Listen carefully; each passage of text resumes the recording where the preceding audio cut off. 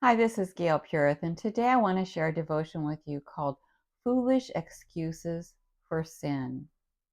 And I want to start out because this is a very serious subject to ask that you pray that more women will recognize Satan's propaganda and more Christians will educate themselves in God's word so we can graciously speak against all of the lies and disguise we encounter daily in our culture.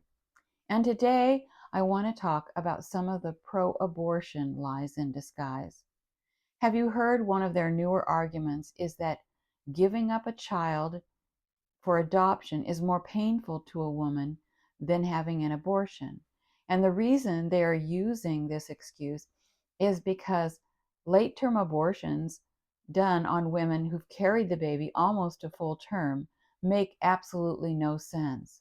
Why not just go ahead, have the baby, and give it up for adoption? In fact, having the baby naturally is safer than a late term abortion.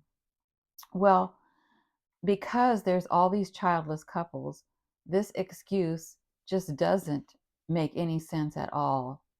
And imagine how many murders could be explained away with this excuse.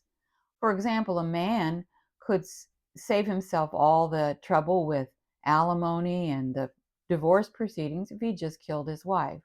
Well, we know that sounds absolutely ridiculous, but it's actually no more ridiculous than saying a woman who has carried a baby late term should go ahead and kill it instead of give it up and give it into the home of a loving couple who are waiting for a child.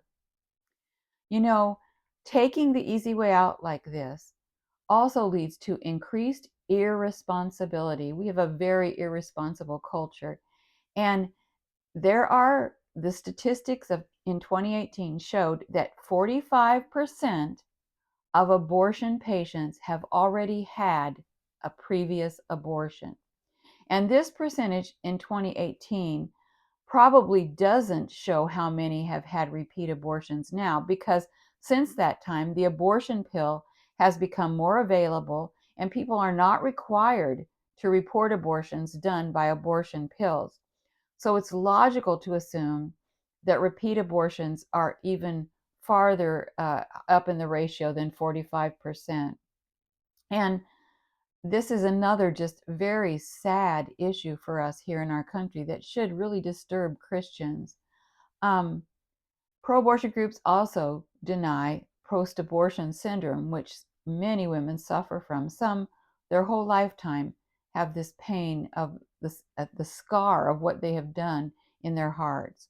And we need to understand that pro abortion groups are neither pro choice or pro woman. Abortion has desecrated our land. We're told in Psalm 106, 37, and 38 that child sacrifice desecrates a land.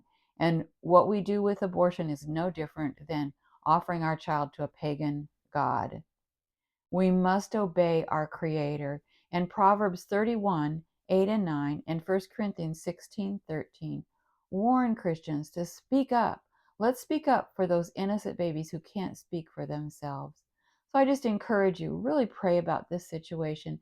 And when you have opportunity, share the truth graciously but firmly. God bless.